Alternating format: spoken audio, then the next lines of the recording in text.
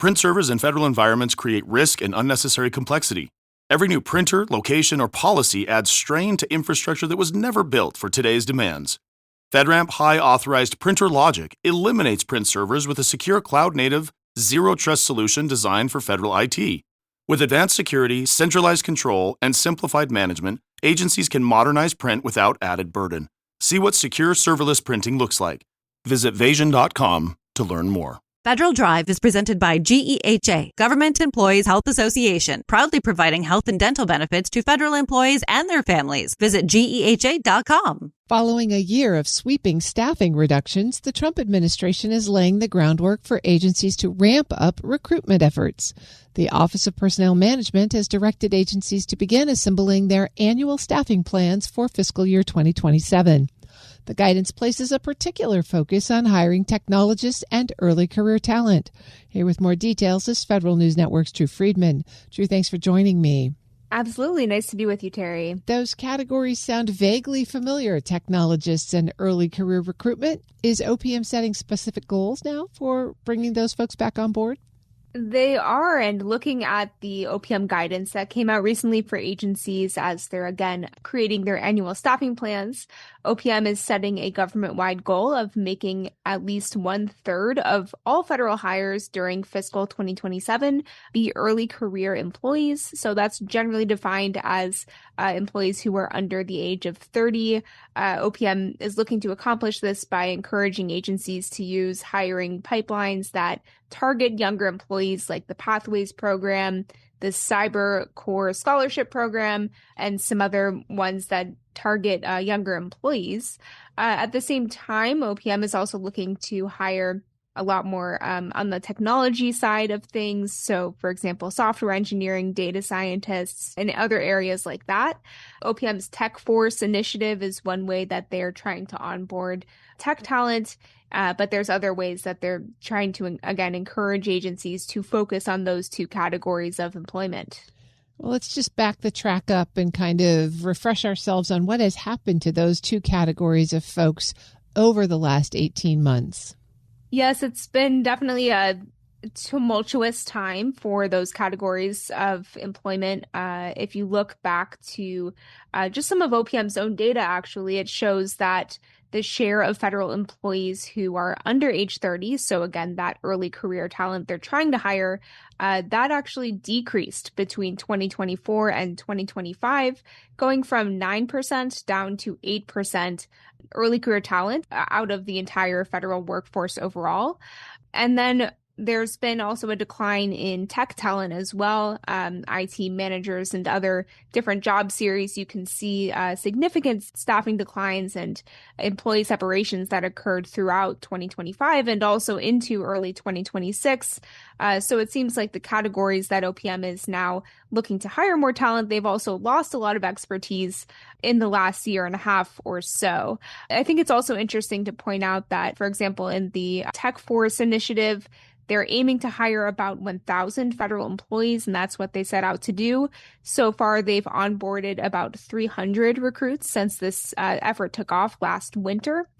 And then there also seems to be some slowing interest or indications of that.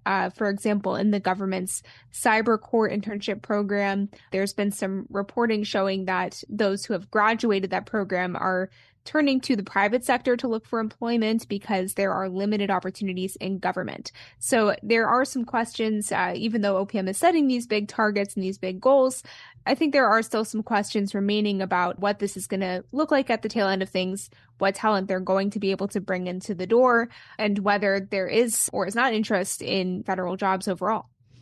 OPM, as they're setting those big hiring objectives, is saying that they're going to improve the hiring process itself. What are they trying to do here? Just for some context, this is something that we've seen starting to take off partially during the Biden administration, even dating back to the first Trump administration. And now they're trying to push to ramp up in what is called shared certificates in government during 2027.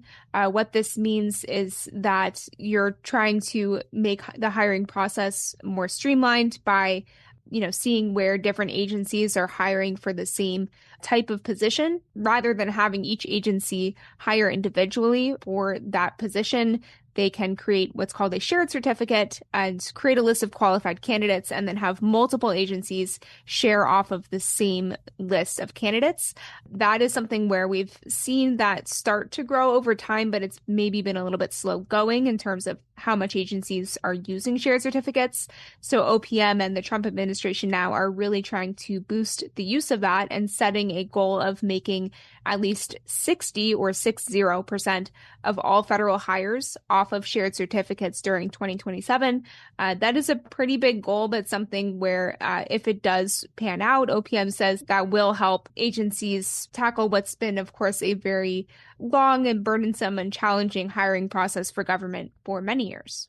Drew, we're also hearing some murmurs from different corners of the government about hiring beginning to open up again. What are you seeing? How much hiring is happening right now? I would say if you look just from a big picture perspective, there is more hiring than there was last year, but not to the level that it was in 2024 or previously under the Biden administration. So, for example, the Cybersecurity and Infrastructure Security Agency, or CISA, they're seeking a couple hundred new hires. The CDC is looking to hire some employees as well. The State Department has talked about hiring more Foreign Service officers.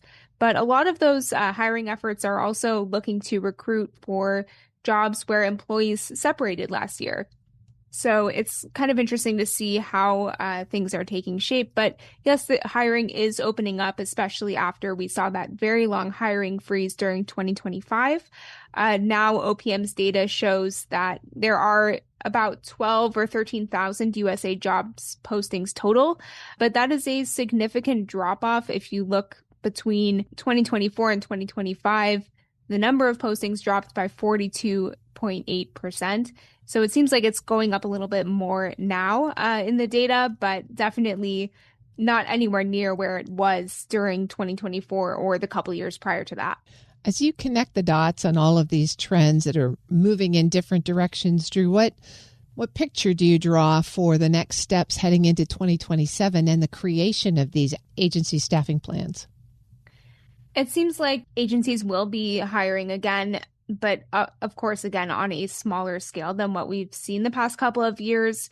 If you look at the annual staffing plans, once those are in place from agencies, that will give us a clearer idea of what areas they're trying to target, whether they're incorporating OPM's goals or if they have some agency-specific goals for where they're looking to target recruitment. But if you just look at the timeline for next steps for agencies here, they're supposed to be collecting information from all their individual bureaus or subcomponents to create an overall picture of their staffing goals and needs. That should happen by the end of this month.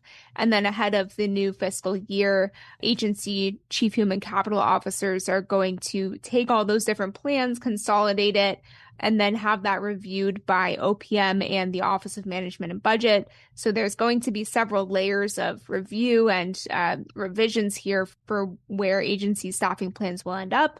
But I would say likely within the next couple of months, we'll get more details on how that all is starting to shake out. That's Federal News Network's Drew Friedman. It will be interesting to see how those plans align with new missions and organizations. Absolutely. I think a lot of people will be looking very closely at this. Thank you. You can find Drew's story at federalnewsnetwork.com.